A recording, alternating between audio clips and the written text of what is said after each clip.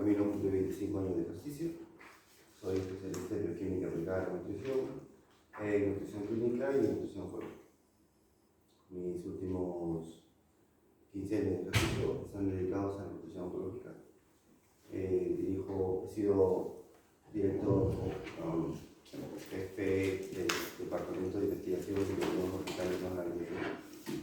En el área de nosotros estudiamos 4 años y el último hacemos un internado clínico. O sea, de titularnos tenemos que rotar por un hospital durante un año y si apruebas esa última etapa recién puedes titularte, ¿no? Hacer tu tesis y todo. Durante 10 años fue eso. Fue el hospital de referencia para internado en Perú y en la microrregión, que venían de otros países a hacer el trabajo con nosotros. Además, soy presidente del instituto, director del Instituto de IDEMUS, que ustedes pueden buscarlo en internet, ahora les voy a dejar la página web, lo que están viendo ahí, pueden encontrarlo en Facebook, en YouTube, donde van a ver videos, una serie de ayudas académicas. Soy director de una revista, tengo 18 libros escritos y les hago la presentación porque siempre es bueno que sepan quién está entre ustedes y qué cosa les voy a ofrecer el día de hoy. Que además vengo trabajando, soy presidente de un comité iberoamericano que reúne a 80 organizaciones de nutrición que estamos buscando cambiarle la cara a la nutrición en el mundo. Y el sueño empezó solo en Perú, luego contagió a otros países y ahora, a partir de la reunión que hemos tenido con representantes de FAT en el SPEN, podría ser que también lo cambie en Europa. Lo que hemos empezado a hacer en España hace unos 2 o 3 años, va camino a que pueda convertirse en un estándar, si es que todo va bien para todo. Entonces lo que ustedes van a ver aquí es lo que venimos trabajando hace 15 años y lo que espero yo, si es que las cosas fluyen igual, lo que determinará la referencia en Europa para el año. O sea que poca cosa ni yo mismo me imaginaba que iba a llegar a hacer esto cuando recién empecé este trabajo y como se lo comentó a Alma, María José, con quienes más converso, es un sueño que se ha ido mucho más allá de lo que yo alguna vez pensé. Cualquier sueño que uno puede tener y se te vuelve realidad y ya ni siquiera puedes manejarlo, es una cosa que significa que está yendo muy bien. Y para terminar mi presentación, viajo mucho. Tengo alrededor de 40 viajes al año a 25 o 30 ciudades en diferentes partes del mundo. Hablan de nutrición. Y esta parte se las digo porque cuando yo era estudiante y tenía que terminar la carrera, el horizonte para mí como profesional era prácticamente inexistente. Prácticamente inexistente. O sea, la nutrición, perdónenme, era una carrera exclusivamente de mujeres. Y yo venía de una familia muy tradicional y con latinoamericano promedio, muy machista, donde estudiar una carrera de estas era una cosa de locos. Me obligaron casi a estudiar un año de ingeniería civil porque el que me invité yo, mi familia era de esa línea y yo sé construir una casa por la práctica porque vivía metido en eso, pero no me gustó lo que salió. Entonces cuando me recibo hace 20 y pico de años, no había posibilidad de desarrollo en mi país y en muy pocos lugares de Latinoamérica. Trabajar en un hospital había un hospital de 800 camas, 2 nutricionistas. Y si uno tenía que trabajar ahí, tenía que esperar que alguna de las dos que trabajaban o se jubile o muriese, lo que sucede aquí. Entonces, uno tenía que ir a buscársela a la comunidad. Había muchas ONG que trabajaban en temas de nutrición o de desnutrición. No existía la nutrición deportiva, Yo era futbolista y entré a la nutrición porque pensé que lo que me decía mi entrenador era lo que iba a encontrar en la carrera. Y encontré absolutamente nada. Y dejé la carrera porque no me gustaba lo que recibía. En retrospectiva era porque ni el propio profesor tenía información suficiente porque no se conocía mucho. Retomo un semestre, volví y de ahí ya nunca más la dejé. Y cada vez que tengo oportunidad de comentarlo con un grupo nuevo, si alguna vez han sentido que es frustrante ser nutricionista, era quebrarse el bolsillo. Era peor. Y era peor por diferentes razones. Y mi presentación es para decirles que de esa pesadilla estoy visitando por la nutrición todos los países que nunca pensé visitar. Y tal vez si hubiese sido ingeniero como estaba proyectado para mí, no hubiese llegado ni a la esquina, porque una persona frustrada no hace muchas cosas. Entonces, todo lo que me da la nutrición es eso: mis libros, la gente me conoce, todo. Y la presentación no es un ejercicio de egocentrismo. Más bien espero que sea un ejercicio de motivación para ustedes, de que todo, absolutamente todo, se puede y que no existe ningún tipo de barrera para hacer lo que uno quiere hacer. Y si nos ponemos de acuerdo todos, vamos a llegar muy lejos. El problema principal, les digo a todos siempre, es que el único que no cree en la carrera somos nosotros, o no estamos lo suficientemente convencidos en la mayoría de los casos. Si no, todas las otras profesiones que quieren hacer nutrición no le estarían prestando atención. Si hay un médico, una enfermera que quiere hacer nutrición, quiere hacer lo que nosotros hacemos y no nos permite entrar, no es porque nos estén subestimando como a veces pensamos, es porque saben que si tomamos las riendas de lo que tenemos que tomar, no vamos a soltar absolutamente nada. Y ese es el problema. Mientras más rechazos tengan a entrar a un lugar, más temor tienen de frente en que les pueda intentar arrebatar el lugar. Y eso es lo que deberíamos tener nosotros como enseñanza. Lo que vamos a hacer el día de hoy es una muestra de un curso de certificación que estamos haciendo en España que tiene una duración de 1 año.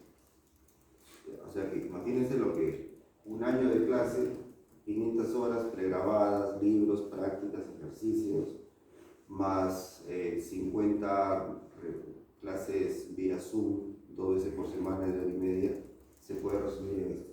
Simplemente una muestra de lo que ustedes pueden encontrar. Les voy a tratar de dejarles algunas actividades prácticas para que ustedes puedan, digamos, sensibilizarse, porque, por ejemplo, la filosofía es muy bonita, pero cuando alguien se para frente a ti y empieza a hablar sobre si el gato ladra o el perro ladra, si la vida empezó, ¿qué fue el primero, huevo o la gallina? No le encuentra conexión y nos alejamos de la filosofía. Entonces, lo que voy a tratar es anexar la bioquímica, la clínica, en cuestiones prácticas que ustedes puedan ver. Y como somos pocos y es un espacio muy acogedor, cualquier pregunta que ustedes tengan en el momento que ustedes consideren, me la pueden hacer. Y no hay pregunta que sea ni muy compleja ni muy simple, porque también les comento siempre a los grupos, uno puede pensar que su pregunta es demasiado tonta para hacerlo, pero quizás puede ser tonta para uno y alguien no se atreve a hacerlo. Así que no hay, digamos, excusa para que ustedes puedan buscar alguna aproximación mucho más clara. No tengo problema, el problema es cuando están mudos, porque siento que no me están entendiendo. Ustedes participan, estamos muy conectados y el tema va a ser mucho más fluido. Muy bien, el modelo de atención o el proceso de cuidado nutricional que nosotros les vamos a proponer está basado en lo siguiente. Tiene varias aristas. Nosotros queremos que el profesional de nutrición ejerza la nutrición en el ámbito que se encuentre, tomando en cuenta 3 pilares: la bioquímica del problema, cómo se presenta, que sería la clínica, y qué intervención nutricional vas a hacer. Ahora, para llegar a esto hay que entender cómo estamos en buena parte del mundo en términos de nutrición. La nutrición nació, tanto en Europa como en Latinoamérica, como un estudio básicamente dietoterapéutico. Si les cuento, la historia latinoamericana empezó en Argentina en 1920. Pedro Escudero, un médico diabetólogo, empieza a formar asistentes para que puedan manejar el tema de la dieta. Entonces, como él era un médico y tenía la visión clara de que tenía que ser con el paciente, a él le importaba mucho que una persona pudiese conducir la dieta bajo parámetros muy estrictos. La formación inicial de los dietistas no tenía como objetivo razonar lo que íbamos a hacer. Era simplemente seguir una orden lo más cercana posible a la realidad. Es como si ustedes en su consultorio tienen una secretaria y la secretaria puede tener criterio para hacer las cosas, pero no lo va a cuestionar. Si ustedes dicen que hay que hacer una cosa, la secretaria va a decir, pero ¿por qué lo vas a hacer? Lo tienen que hacer de la mejor manera. Entonces, esa fue la aproximación inicial al tema de la dieta. Entonces, la escuela originaria nuestra ha sido dietoterapéutica. La base de nuestro tratamiento es el alimento. Por eso es que todo se centra o se ha centrado en relación a la dieta, lo cual no está mal, pero nosotros tenemos muchos más vehículos para los nutrientes.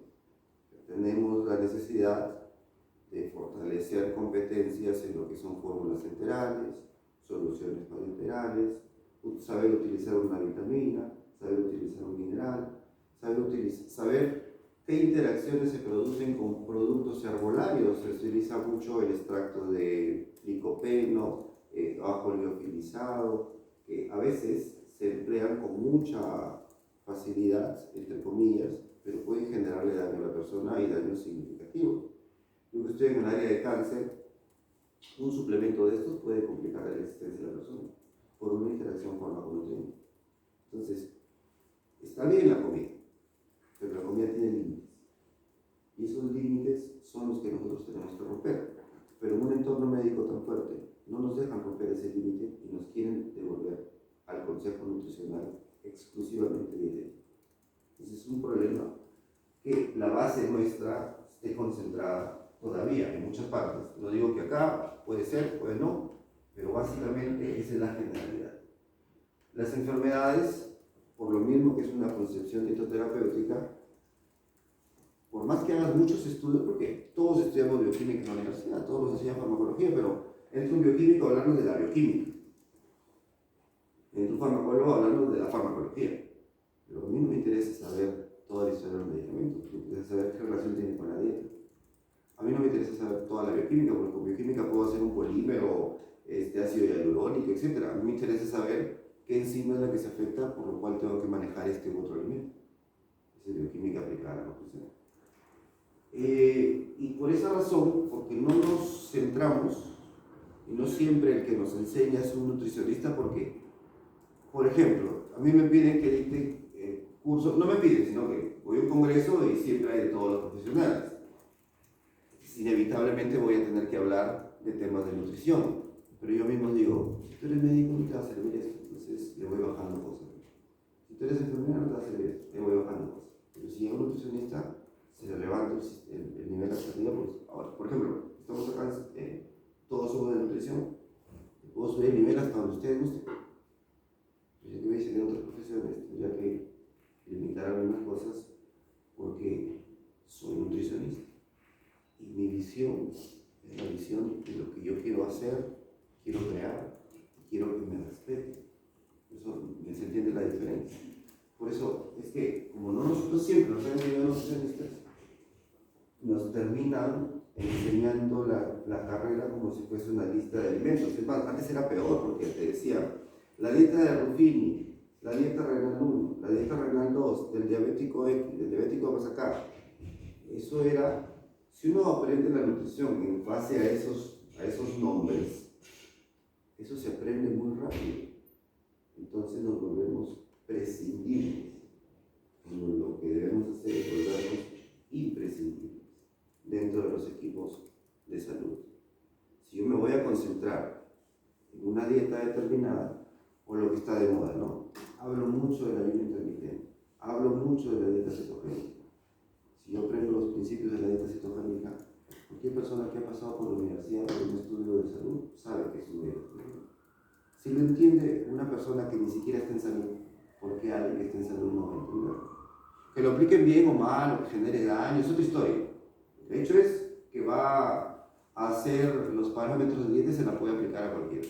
Por eso que tenemos que estar peleando con todos estos chamanes que parecen esotéricos en las redes sociales, que creen que pueden curar todo diciendo 2 o 3 cosas. Es porque nosotros, por esta aproximación, generamos esa diferencia.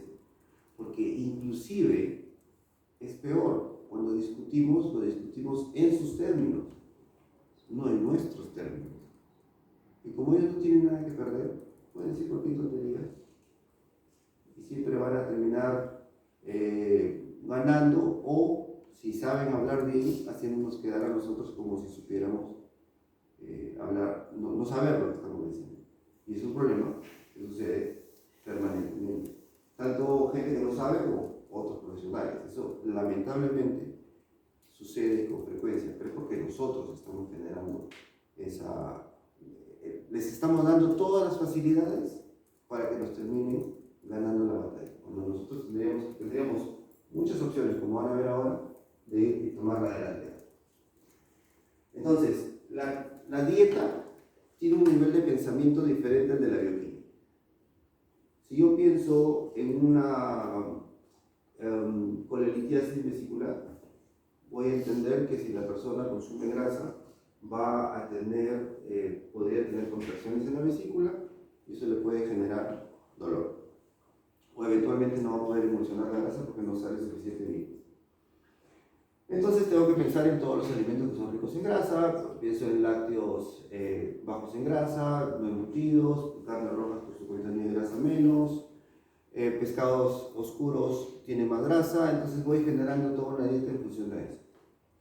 Pero una cosa diferente va a ser si esto escala a nutrición enteral, o sea, se complica más el paciente, porque ahí no voy a usar alimento, voy a tener una forma. Y ahí se me puede complicar un poco el tema, porque no estoy entendiendo el principio. Si yo entendiera laboratorio y veo que la bilirrubina directa está elevada, voy a saber que cada vez que la bilirrubina directa se eleva es porque la bilis se está acumulando o en el hígado o en la vesícula y no está saliendo a la luz intestinal. Si no hay bilis, no hay emulsión. Si no hay emulsión, no hay digestión. Y si no hay digestión, se acumula la grasa, se atrae agua, hay esteatorrea, heces malolientes, sobrenadan en el agua cuando son excretadas, salen con emisión con gas, etc.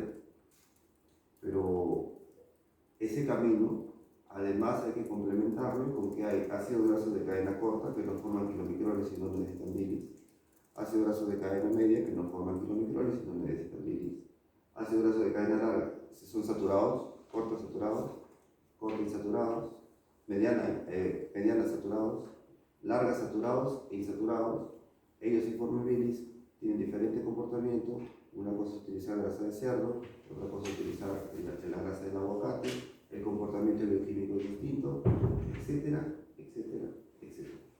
Entonces, su universo de información se amplía.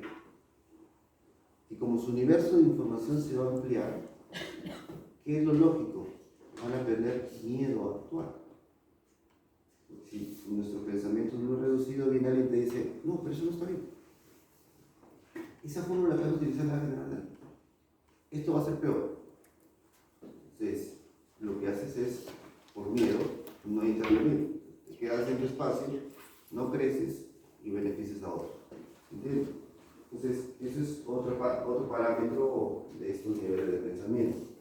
Y el último, de la escuela terapéutica, tienes escasa libertad de razonamiento.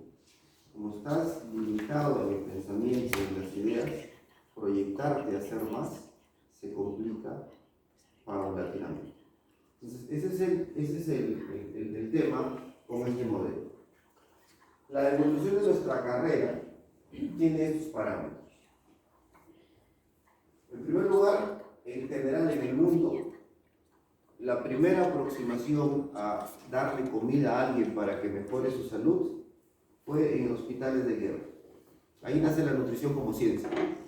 Iban a los hospitales de guerra, en Inglaterra alguien se dio cuenta de que si el paciente comía, no se moría, y empezaron a generar carcinoma hospitalario. De ahí nace todo como principio de acción.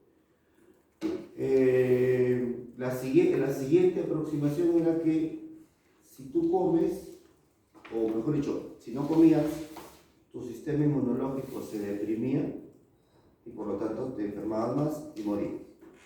Entonces, los primeros acercamientos de la dieta y la enfermedad estuvieron relacionados con las infecciones. Entonces, si tú comías más, tu sistema inmunológico mejoraba, por tanto, respondías mejor frente a la enfermedad. Y como era así de simple, estoy hablándoles de finales del siglo XIX, principios del siglo XX. Como era así de sencilla la aproximación, lo único que había que dar a la persona era comida y garantizar una distribución calórica apropiada.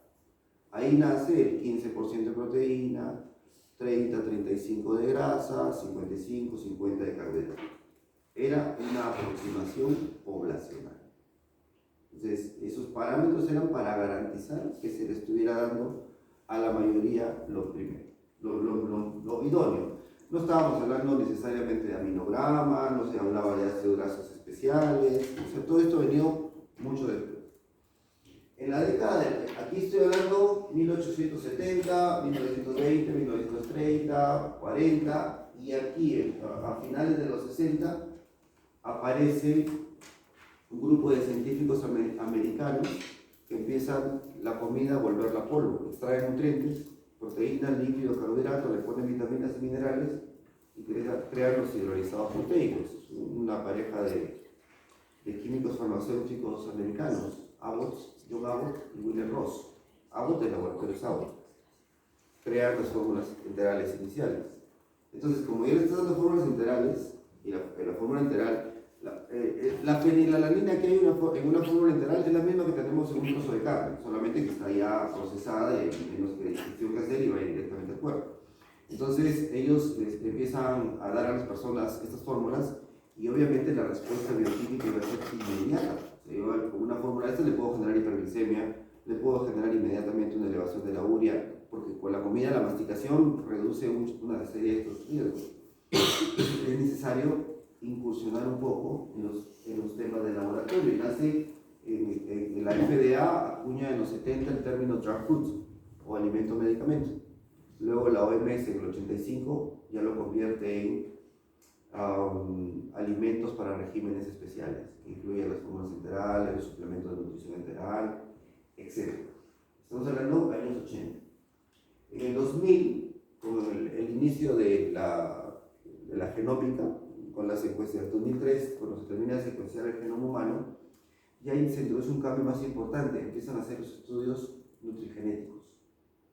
Ahora si uno se hace un barrido de saliva y te puedes salir el perfil de polimorfismos que tienes para saber si absorbes más o menos algo, ¿no? Cuando yo estudiaba y le dábamos 2 dietas a una persona, hermanos incluso, uno bajaba de peso y el otro no perdía peso, y empezabas a preguntar al profesor, el profesor te decía esto, te seguías preguntando y te decía, en un momento el profesor se fastidiaba y te decía, este es el metabolismo, y no podía hacerlo. Era la mente. Después de la palabra metabolismo no existía más preguntas, se acabó la conversación, a tu casa. Ahora sí hay respuestas para todo eso. Dicen qué enzima falla, dónde falla, por qué falla y qué cosas podemos nosotros modificar. Entonces, esto es siglo XXI, estamos hablando de hace 20 años. Y hoy, esto que parecería ciencia ficción, es que se busca establecer bases, así como ahora tenemos nosotros tablas de composición de alimentos. Se está trabajando, se espera tener algún día bases de composición de alimentos, pero con sustancias que puedan activar o desactivar genes. Entonces, ya cuando en unos 10 años el paciente venga a hacerse una dieta, le tendríamos que pedir un análisis de polimorfismos genéticos y con nuestra tabla de factores activadores o inhibidores podríamos construir una dieta realmente especializada, individualizada.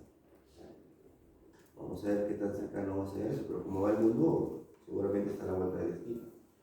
¿Dónde se sienten que están ustedes? En la escalera del tiempo. La personalidad. Porque todavía nos cuesta aplicar, ¿no?, la parte genética a nivel clínico. O sea, si no estás a nivel clínico tal, en la consulta cuesta aplicar todavía. En general, ¿ustedes dónde se encuentran? Aquí, distribución canónica. Aquí, que ya haces pruebas de laboratorio permanentemente para atender a tus pacientes. Dieta personalizada a partir de polimorfismo. Si no hay estudio polimórfico, no estamos en dieta personalizada. O dieta pública ya del todo interestelar. ¿En qué andan? ¿Cómo se sienten? Yo quisiera estar arriba, pero no yo. Realmente funcional. ¿Aquí? Sí. Bueno. Vamos a ver qué tanto llegamos a eso. Ahora, en el transcurso de la clase y en algunos conceptos, vamos a ver qué tan cercano estamos. Ojo, el título, alimentos funcionales, no tiene que ver en nada con el foshu. O sea, la manzana y el tomate y el licopeno, ese concepto de alimentos funcionales no está aplicado acá. Simplemente la definición Trackfood. Porque el concepto de foshu 1, 2, 3, donde comes el ajo y en realidad un diente de ajo de 5 gramos al cabo de 3 meses tiene el mismo efecto de una aspirina, ese es el concepto de alimento funcional tradicional. Pero en esta escala estamos hablando de si utilizas realmente el alimento como un medicamento como tal. Esa es la idea. Entonces, este es el camino que nosotros, cuando ustedes hagan, espero que hagan la certificación, nos vamos a poner aquí y les vamos a dar las bases para entender esto. Esto todavía no. Esperemos a ver cómo es que vayan a desarrollar. Entonces, dicho lo que les he comentado previamente, ¿cuál es el modelo bioquímico, clínico, nutricional que estamos tratando de fortalecer en todo el continente y ahora que estamos trabajando en España y probablemente en toda Europa? Es de la siguiente manera.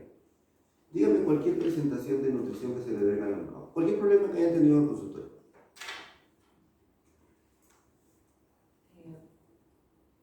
Patología digestiva. Dime uno.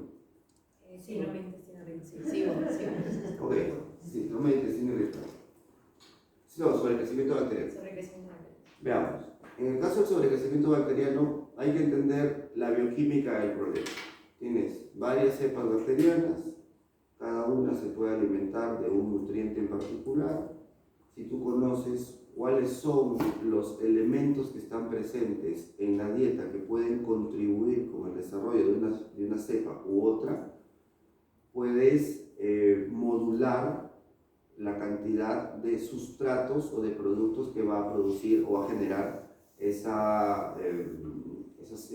sobrecrecimiento bacteriano. La microbiota intestinal, dependiendo de cuál tengas, va a generar ácidos grasos de cadena corta, va a generar metano, va a generar hidrosulfuros, va a generar una serie de proteínas de desecho de la digestión, de metabolitos de desecho de proteínas, y estos son los que contribuyen con la generación de gas. El tratamiento de SIBO, por lo general, puede tener varias aristas. Algunos plantean antibióticos para matar las bacterias y cambiar lo que está produciendo. Modificaciones en la dieta, una de ellas es el FODMAPs, la restricción de uno u otro elemento para no darle el sustrato para que la bacteria produzca el desecho que sería el gas. La otra aproximación es combinar esto. Cada uno de estos elementos tiene un pro o un contra. La bioquímica en la síntesis de estos sustratos hay que entenderla para saber cuál es la presentación clínica: dolor abdominal, flatulencia, cambios en el apetito, etc. Y si yo tengo claro esto y lo otro, puedo hacer una intervención nutricional mucho más específica porque voy a entender, por ejemplo, si aplicar a FODMAPs, por qué es tan restrictivo, por qué no se puede aplicar por mucho tiempo, por qué puede generar alteraciones nutricionales peores que la propia enfermedad, y toda esta gama de conceptos. Otro problema nutricional, que no necesariamente se enfoque en el intestino, o al gastro, como usted quiera, que vea regularmente. Hígado graso, ok. Cada vez que nosotros consumimos alimentos, la sobrecarga, todos tenemos hígado graso, todos, sin excepción. Lo que va a cambiar es la magnitud del hígado graso y si tiene condiciones para convertirse en hígado graso inflamatorio no alcohólico. La acumulación de grasa en el hígado se produce por la sobrecarga de energía. Cada vez que ustedes tienen una sobrecarga de energía, en el hígado se va a producir el proceso metabólico de la mitocondria y el exceso de energía va a hacer que abunde NAT, glicerol y otros intermediarios metabólicos. Estas sustancias van a estimular paralelamente la formación de una proteína que se llama B100, una apoproteína B100. El exceso de glicerol, de NAT y otros intermediarios va a hacer que se forme triglicéridos. Estos triglicéridos van a ser envueltos por el B100 y van a ser sacados del hígado como VLDL. VLD. La formación de esta ApoB100 tiene sus límites. Si yo permanentemente estoy consumiendo exceso de energía, va a llegar un punto en que no se va a producir suficiente ApoB100 para retirar los triglicéridos que el hígado está produciendo. ¿Okay? Esa es grasa endógena. Entonces, la VLD le va a sacar una parte y otra parte va a empezar a quedarse acumulada en el hígado.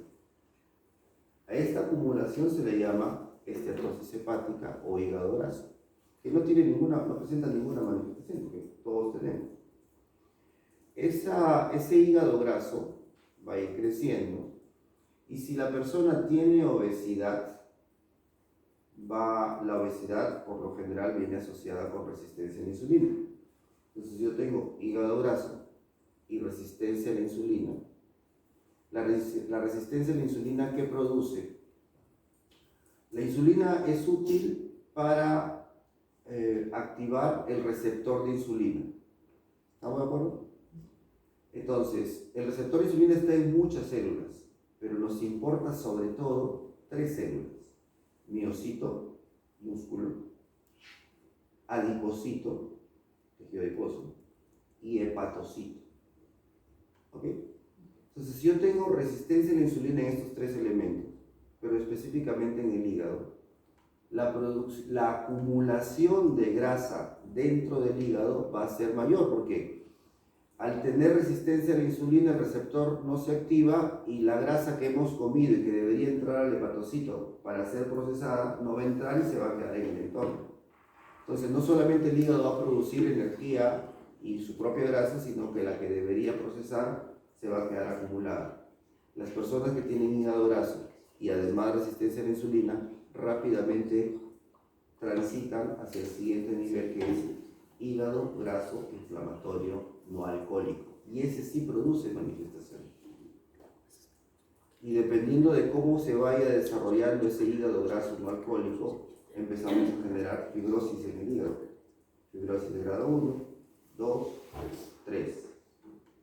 Y de ahí para adelante viene la cirrosis.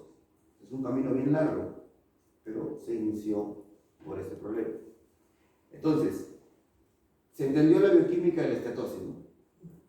La cuestión ha sido exceso de energía.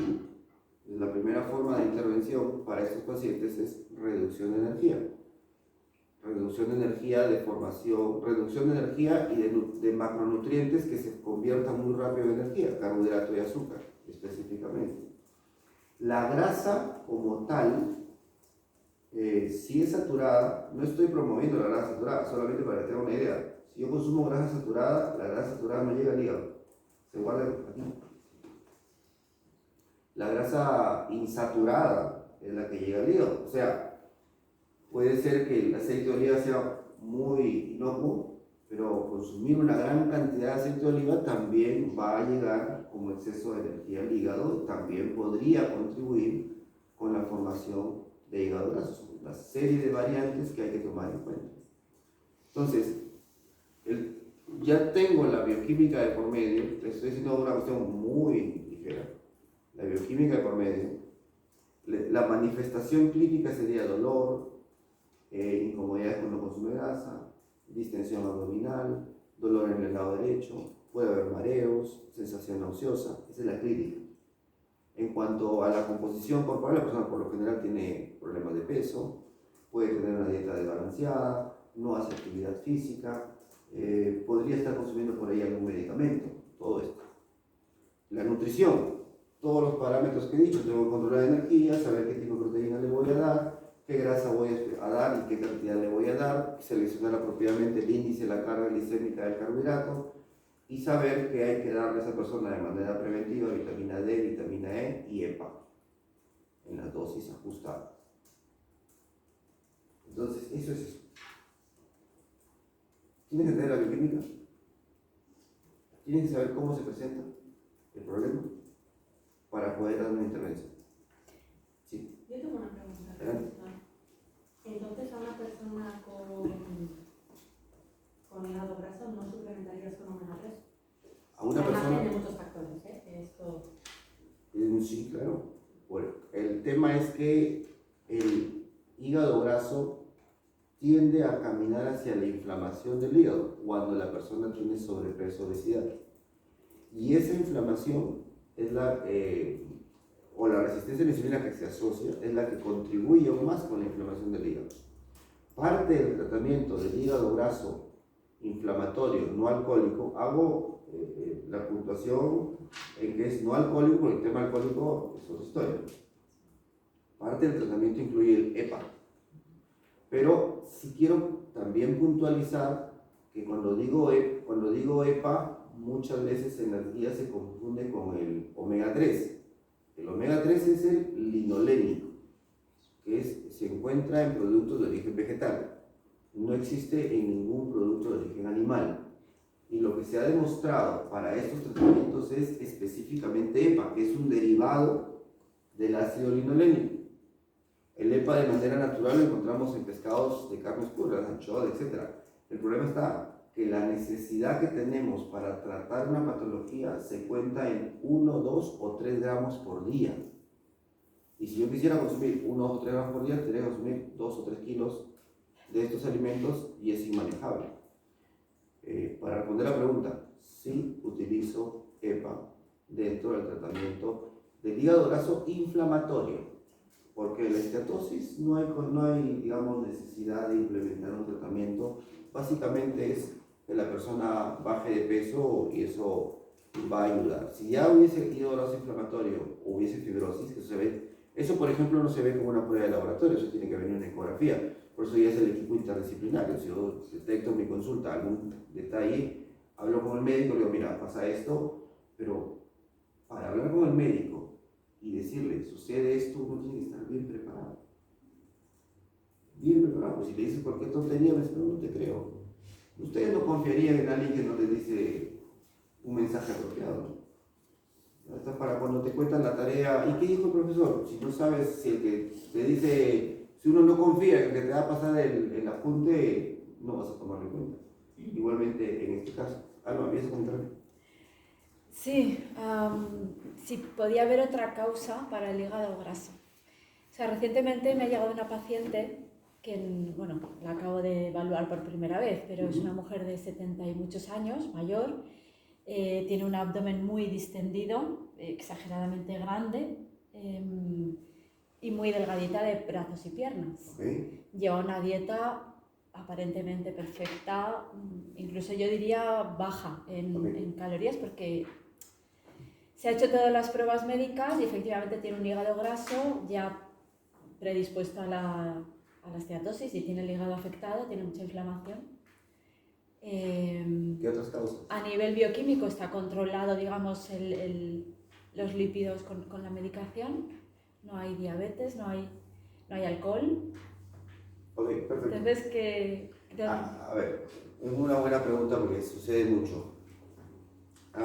En personas, miren la importancia de la historia nutricional. O sea, de hacer una evaluación nutricional. Que dicho sea de paso, cuando ustedes ven las guías de ESPE, la mayor parte de documentos escritos al respecto, lo que nos muestran es un tamizaje nutricional y de ahí la intervención. Lo que les voy a proponer es una evaluación nutricional, no un tamizaje. La valoración global subjetiva, el INRS 2000, el MAST, el IPN, etc. STAM para niños, Strong Kids para niños, todos son tamizajes. El tamizaje selecciona bien. Eso es evaluar nutricionalmente a la persona. Evaluar a una persona significa hacerle una historia nutricional. Entonces voy a ir de lo más extremo. Personas que han sufrido de privación nutricional muy intensa en sus primeros 5 años de vida. Tú dices que tienen 70 años. Me tengo que remontar a España de épocas de restricción económica y de mucha desnutrición. Entonces, personas que han tenido restricciones calóricas muy fuertes en su primera infancia desarrollan alteraciones metabólicas de adaptación que hacen que su hígado se afecte.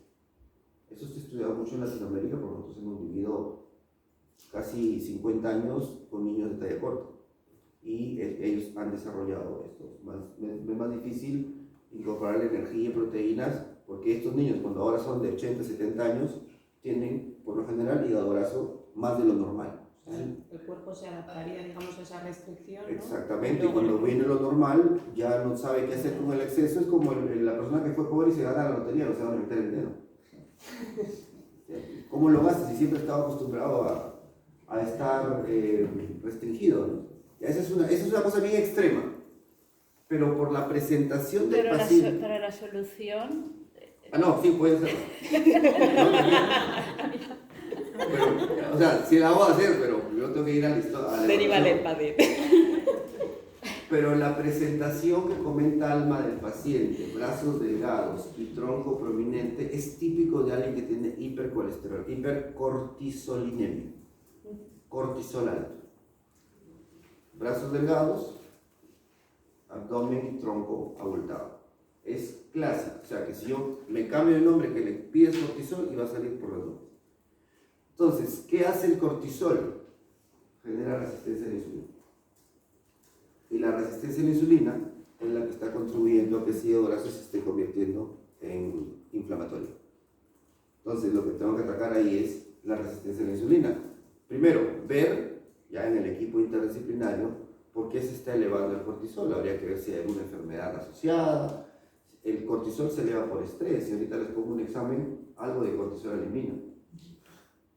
La tensión de responderlo, querer hacerlo bien. Pero si el estrés es permanente, vas a secretar mayor cantidad de cortisol. Entonces, ahí tienes un problema. Entonces, habría que combatir la resistencia a la insulina. Para combatir la resistencia a la insulina, EPA específicamente. Y ahora último, se ha investigado el papel de la vitamina D en el manejo de la resistencia a la insulina. Son 2 factores. Tendría que ver el tema de la proteína que le voy a dar a la señora y restringirle al máximo posible el carbohidrato. Porque mientras haya carbohidrato circulante, esos eventos van a ser difíciles de controlar. El único problema es la edad de la persona y la movilidad que pueda tener la persona. ¿Por qué? Porque nada de lo que yo estoy diciendo va a ser útil si su masa muscular no mejora.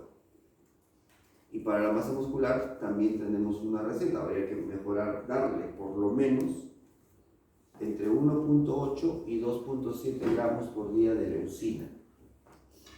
Entre 1.8 y 2.7 gramos diarios de leucina. Eso ha demostrado que detiene el catabolismo y si por ahí la señora algo de ejercicio hace, mejora la masa muscular. La masa muscular se ha demostrado, vamos a cumplir una década, que produce mioquinas y estas mioquinas actúan como antiinflamatorios, reducen la grasa en el hígado, una cantidad potentísima de circunstancias. Ahora ustedes pueden decir, bueno, pero 1.8 a 2.7 gramos de leucina, entonces voy a tener que comprar un suplemento. Sería lo ideal, pero si no tienes, 3,5 claras de huevo te dan 0.9 gramos de leucina. Esa es nutrición.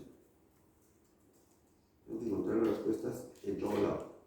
Una pregunta. Cuando comentas de restringir carbohidratos, ¿te refieres a restringir carbohidratos de qué tipo? O sea, En principio la cantidad total, a ver, cuando ustedes tengan que restringirle algo a un paciente, solo piensen en el carbohidrato. Si le restringen proteína, están restringiendo un nutriente vital. Si le restringen grasa, están restringiendo funcionalidad. Si restringen carbohidrato, están restringiendo energía que está asociada con la actividad física. Me explico. Mientras más haces, más carbohidrato deberías recibir. Mientras menos haces, menos carbohidrato deberías recibir.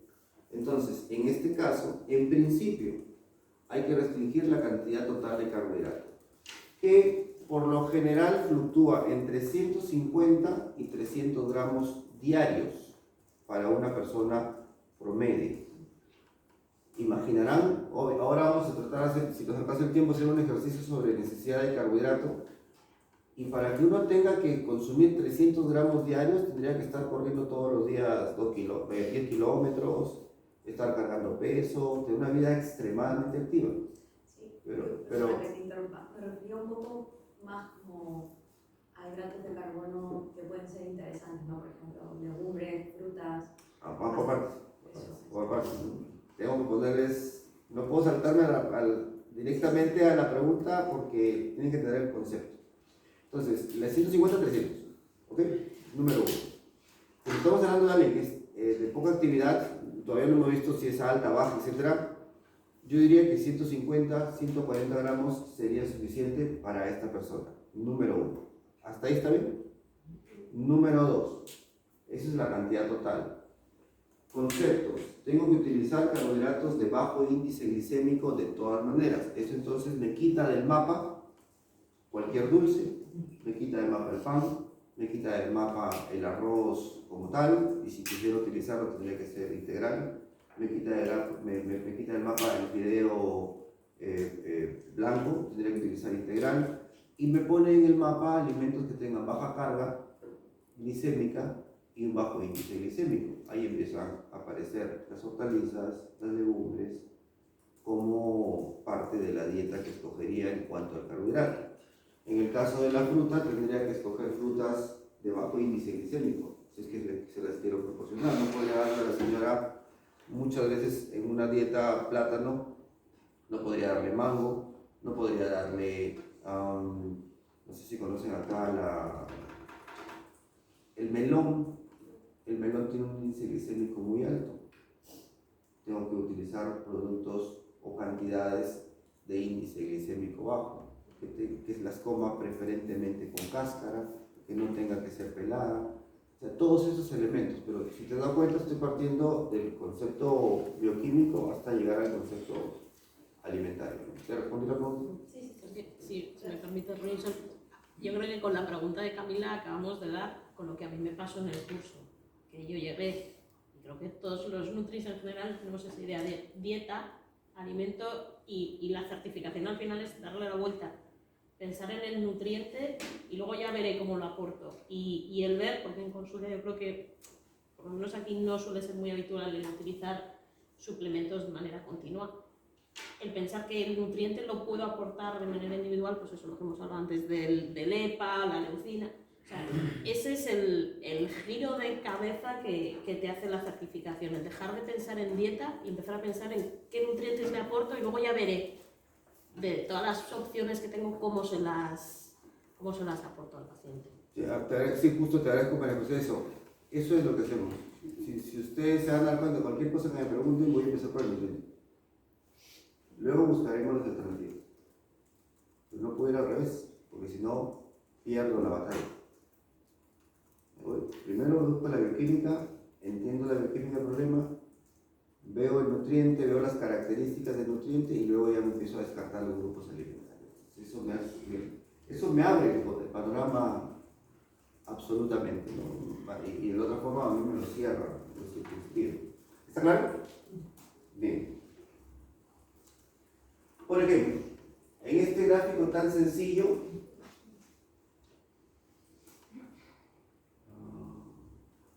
está la explicación de casi todas las enfermedades crónicas no transmisibles. La obesidad, sobrepeso, obesidad, resistencia a la insulina, diabetes mellitus, y luego cómo se puede generar una dislipidemia.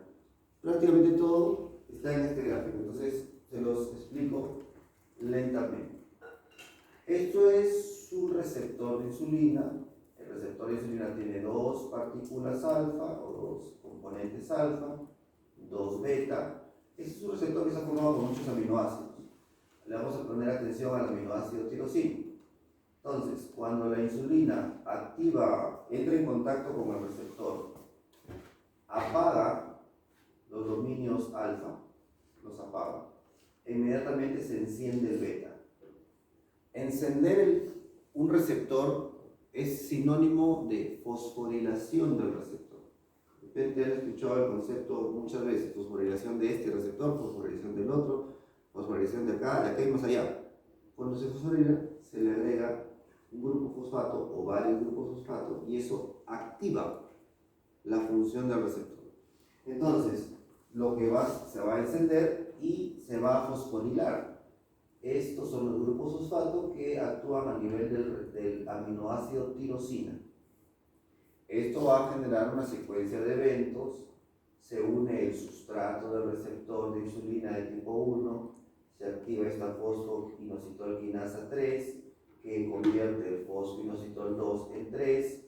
Esto va a activar esta proteína quinasa, que va a hacer que las vesículas del GLUT4 se liberen.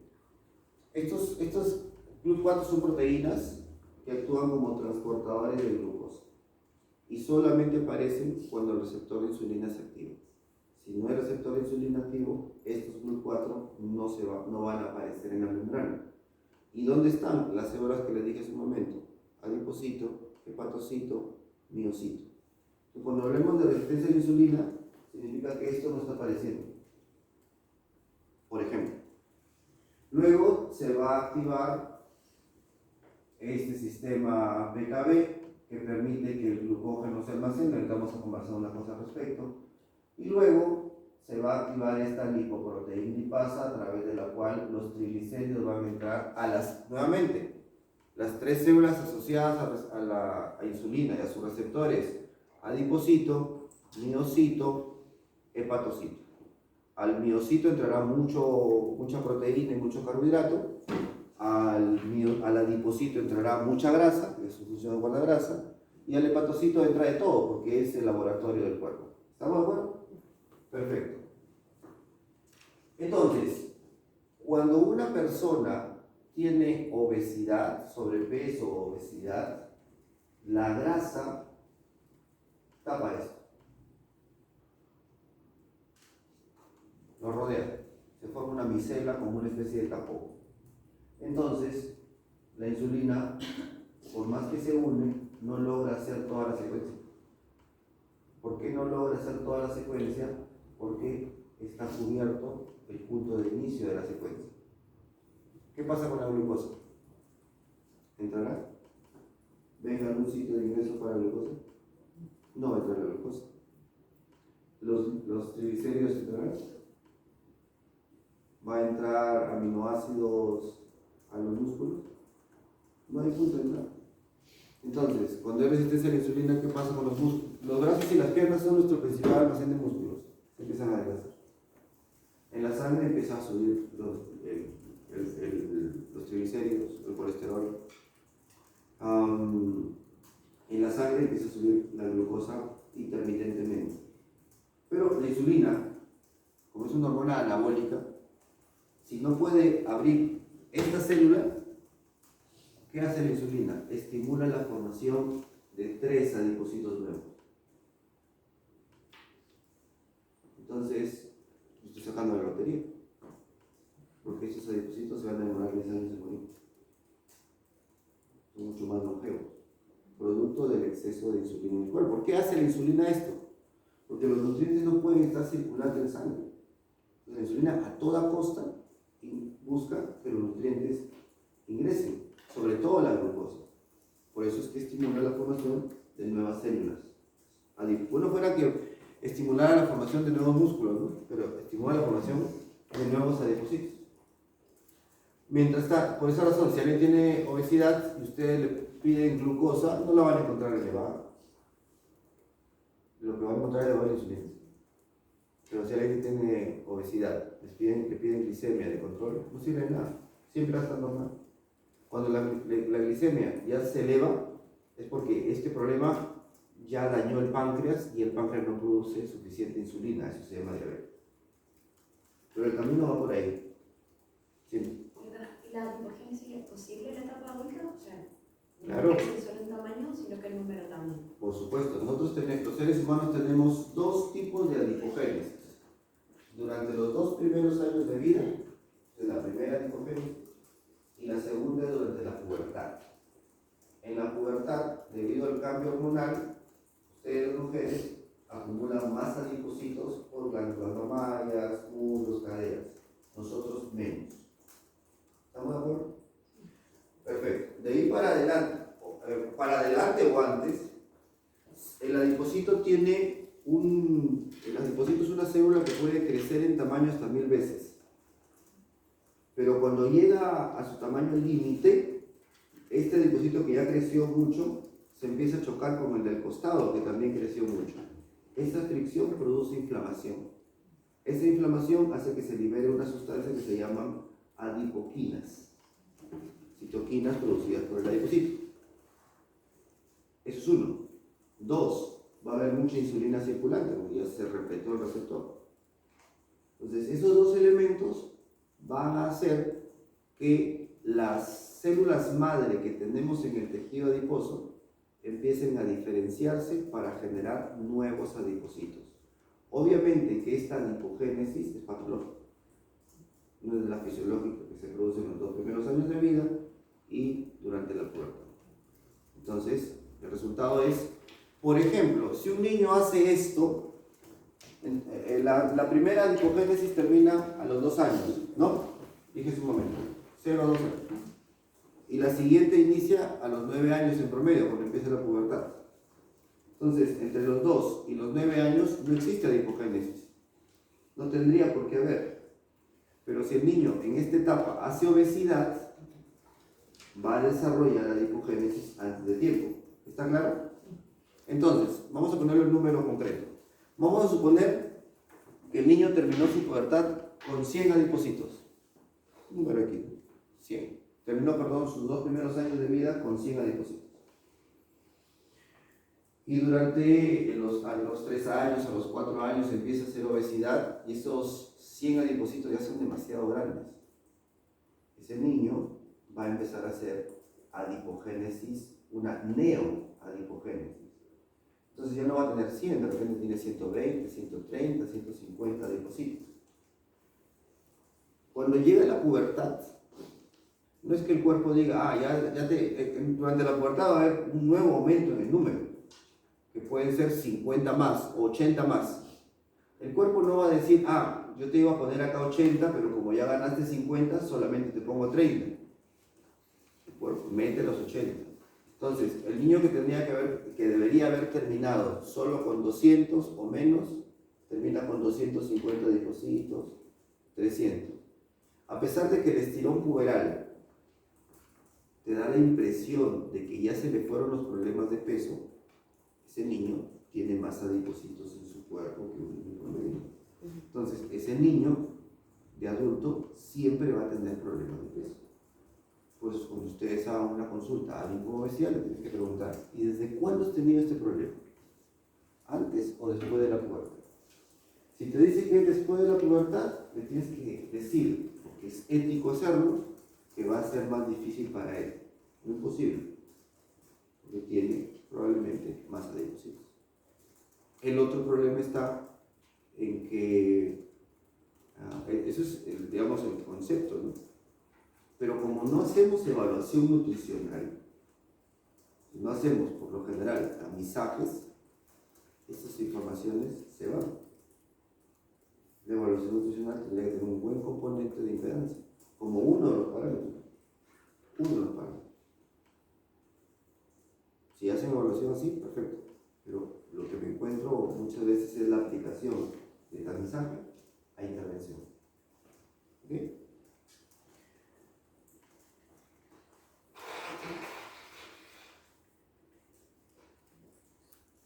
El proceso de atención, lo que les he hecho es el parámetro fundamental.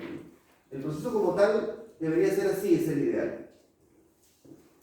Tamizaje, una evaluación bien estandarizada, una priorización, porque si yo tengo un problema, es fácil de manejarlo. Pero si yo tengo un paciente que me viene con 7 u 8 enfermedades, me llega un paciente que tiene hipertensión arterial, tiene diabetes mellitus, tiene enfermedad renal crónica, tiene hipotiroidismo y además tiene cáncer. ¿Qué hago en ese momento? ¿Orar con él? Tengo que priorizar cuál es el problema que en ese momento puede agravarle la situación clínica. Y obviamente ir viendo cuál voy a tratar después y después. Si puedo tratar varios a la vez, genial. Pero no siempre se puede hacer eso. Entonces, por eso necesito aprender a priorizar. ¿Qué es más importante? Si yo tengo un paciente, el valor normal de glucosa es 90-110. El valor normal de colesterol LDL es por debajo de 120. El valor normal de insulina es por debajo de 8. ¿Qué pasa si tengo un paciente que tiene 160 de glicemia en ayunas, tiene 4 de insulina, tiene 120 de LDL y tiene 40 kilos de más? ¿Cuál es el problema más serio? ¿Cuál es su prioridad en este caso que se puede? Repito. Entrega puntario. Valor normal de glucosa 90-110. Vale. Valor normal de LDL por debajo de 120. Valor normal de insulina por debajo de 8. Lo que estoy diciendo sí son los números reales. Y eso es mi vida diaria, así que así lo tienen que manejar ustedes. Entonces, tengo un paciente que tiene 160 de glicemia, tiene 4 de insulina y tiene 110 de LDL. Además, tiene 40 kilos de más. ¿Cuál es el principal problema que realiza? La glucemia, porque al final es la que conlleva al final el sobrepeso. Entonces, está mi problema. Tengo el LDL en 180 y la glicemia normal. Entonces el LDL. ¿Cuál es el cambio? ¿Pero cuánto tiene insulina? 4. Para que yo pueda decir que tiene resistencia a la insulina, tendría que tenerla por encima de 12. Tiene 4. Sí, pero ¿Cómo digo que es resistencia a la insulina? Si tiene 4 cuando no es criterio para. ya, pero al final el fallo de aceptación al final a nivel glucémico en el cuerpo no es el que le está generando el resto de las consecuencias, diría yo. Es la hemoglobina glicósica. No tiene más. Solo que Bueno, 40 kilos de más, LDL es el que está elevado y la insulina está en 4. Para hablar de la resistencia a la insulina tendría que estar por encima de 12 en una prueba en ayuno. Menos para abajo no es resistencia. ¿Cuál sería su problema priorizado?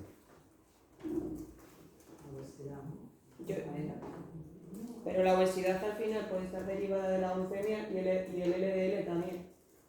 Sí, Para mí, un diagnóstico solo con LDL está difícil. ¿Qué necesitas? Es que si no tiene. Yo pediría más analítica, más. Dime lo que necesitas. Haría una ecografía de hígado. No puedes pedir ecografía. Que te la dejo. Es que uno se maneja, estas son las discusiones que tenemos que tener. Tú te manejas en lo que te manejas. Si tú me sales una orden. No, al final hay que hacerle una evaluación muy personalizada. Descartaría una infección por la glucosa. ¿Cómo es carta de infección? con pruebas. Dime cuál. Dime usted, me dicen ustedes, yo le respondo sí o no. Estamos en una discusión de caso clínico. Pero, o sea, un proceso infeccioso con ¿Es deportista de blanco. No, tiene 40 kilos de peso de más. Yo trataría el peso 40 y kilos de veríamos más. si bajando de peso se Pero mejora la 40 kilos de peso de más si es deportista. Pueden ser musculares. Sí, No hemos dicho de qué son los 40 kilos. Gracias. Si corta. Claro. Tiene 38% de exceso de grasa. Ya. Son de más es que sobran, ¿eh? O sea, no pueden ser de músculo. Bueno, pero He dicho de más. es el típico hipertrofiado de... Bueno, ya les aclaré, 40% de grasa. ¿ya? Sobra. ¿Qué hacemos? ¿Cuál es su prioridad, su problema principal? Bajar la glucosa, descartar que hay infección. No, la glucosa ya la bajamos. Ah, ya. El LDL es el que está mal. ¿Y el HDL? ¿Páncreas? ¿Alguna No. Solo el LDL. El HDL está bien. pero está A suficientemente... 50. Hay algo genético. Hay que hacer una Puede ser. Genético. ¿No? Ah, genético. Bueno, pero ¿cuál sería su prioridad de lo que tiene? Eso. Peso. ¿Qué otra cosa se pondría de prioridad? suplementos. Claro, o sea, yo diría poca carbohidratos. Ok. De los problemas que hemos mencionado, el peso es el último de los problemas.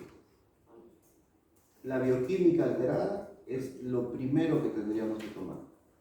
Porque esa bioquímica, con cualquier intervención que hagamos, va a hacerse más grave. Los problemas de obesidad o de desnutrición, por lo general, son a largo plazo y no son la primera intervención. Ahora, si toda la bioquímica estuviera bien, nos concentramos en el peso. ¿Está claro? Ahora, lo que hemos hecho es un momento de, le pido una ecografía, no puedes, es lo que necesitamos ponernos siempre a conversar. Quiero tal cosa, no puedes por esto. Quiero tal cosa, sí puedes bajo estos parámetros. Eso necesitamos. Eso es ese es el ejercicio que debemos acostumbrarnos a hacer, esta discusión. Y no sentirse mal, simplemente se hace o no se hace, porque finalmente todos somos colegas. Perdona, profesor, a nivel de priorización, la desnutrición dices que también tiene que estar... La desnutrición y la obesidad son problemas que por lo general se ajustan o se solucionan después de intervenciones específicas. Pero en el caso, por ejemplo, de una insuficiencia renal, ¿Ya? con un centrado glomerular bajo y una persona que está desnutrida, ahí a veces es complicado, ¿no? Decir, claro, tendrías que vigilar una estrategia nutricional enfocada a control más proteico, pero por otro lado... Es una muy buena pregunta, miren. ¿En qué etapa del renal está? En Estadio. estadio 3. Estadio 3. Perfecto, es una muy buena pregunta. Las enfermedades renales se caracterizan por... Perdona, ¿nos puedes aclarar cómo hubieras intervenido tú a la persona que nos has Antes de pasar al renal. A esta persona... No, a la tuya, a tu bioquímica. Primero, Más de primero... 40, porque hemos aquí como un poco, todos iríamos hacia el peso, ¿no? ¿Qué? Y tú nos has dicho que no, que empezarías la intervención de otra manera y quiero saber cuál. Perfecto. Son varias cosas las que tendríamos que manejar. La primera de ellas sería atacar el LDL, que es lo más complicado. Entonces, en el caso del LDL, se puede utilizar 2 gramos de EPA para solucionar ese problema. En segundo lugar, la insulina. Cuando dices EPA, no DHA. No DHA, solo EPA. Solo EPA. Porque el que está asociado a la investigación es solo el EPA. En el caso del DHA se le está encontrando hace un tiempo propiedades antiinflamatorias, pero dosificación exacta para problemas como dislipidemia no existe hasta el día de hoy. Específicamente es EPA de 1 a 2 gramos. Nada. Entonces ahí tratamos un problema. Segundo lugar, para esa dislipidemia también tendríamos que hacer un control de azúcares en la dieta, carbohidrato total, reducido y el azúcar prácticamente nada. Entonces ya tratamos ese problema. Paralelamente, en el caso de la insulina, una insulina de 4 o menos indica un una respuesta normal. Sin embargo, para el volumen de peso podría hacernos sospechar de que el paciente está entrando en una etapa de prediabetes. Por eso cuando tú pediste hemoglobina glicosilada, es una buena forma de complementar. Habría que ver cómo está la hemoglobina glicosilada para saber qué tanto más voy a bajar el carbohidrato. En cuanto a la energía, tanto por la obesidad, la dislipidemia y el tema de la insulina, la energía siempre va a ser baja para ese tipo de pacientes y modificaciones de proteína no necesito en particular. Entonces, ese sería, en el caso de la grasa, en el caso de las dislipidemias tienen 3 aristas de tratamiento. El EPA en este caso específico, la reducción de grasa, de carbohidrato total y azúcares, y la reducción de grasa saturada. Ese sería el manejo.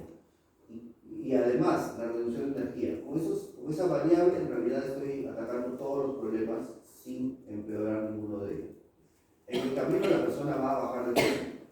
En este momento ha coincidido que el tratamiento para el problema más serio es parecido al tema de la obesidad, pero en el caso que ha planteado Marta, el tema es totalmente diferente. Y ahora, Otra pregunta, perdona, como vas a entrar y me surgen dudas. adelante.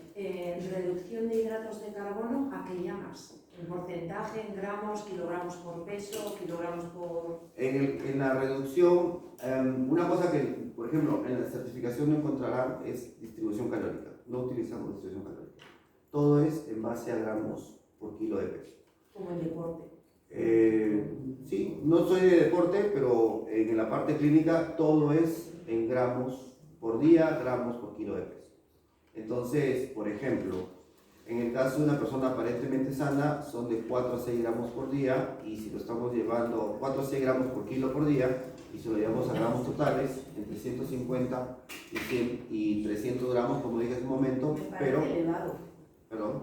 De 4 gramos me parece muy elevado. Y nosotros en deporte, cuando una persona está en su, digamos que hace su entrenamiento más light, no se le da más de 3. ¿Pero por qué peso? 3 gramos de hidrato de carbono por kilogramo de peso. ¿Pero cuánto te sale el total de carbohidrato al día, al final? Depende de lo que pese, porque en deporte fluctúan mucho los pesos. A eso iba. Es de 4 a 6 gramos por kilo por día, o no más de una fracción que va entre 150 y 300. Hay un máximo. Exactamente. No puede sobrepasar ese máximo, y eso es lo que decía al inicio de la conversación. Si en algún momento me sale carbohidratos totales a 300, tendría que estar con alguien que esté haciendo deporte. No puedo a alguien aparentemente sano plantearle 300 de ninguna manera. Por lo general, a este tipo de pacientes difícilmente superamos los 180 gramos diarios. Muy poco probable. Tendría que ser alguien que sea muy alto para poder darle una cantidad de carbohidrato mayor. En una circunstancia como estas, el rango fluctúa entre 130 y 150 y no más. Pero se maneja, o sea, partes del rango, pero la decisión final la tomas sobre la cantidad de carbohidratos que vas a dar al día. ¿Está claro? Sí, Perfecto. Con gusto. Entonces, al caso que marcaba Marta, en la persona con enfermedad renal crónica, o mejor dicho, las enfermedades renales en estadio avanzado tienen el siguiente comportamiento.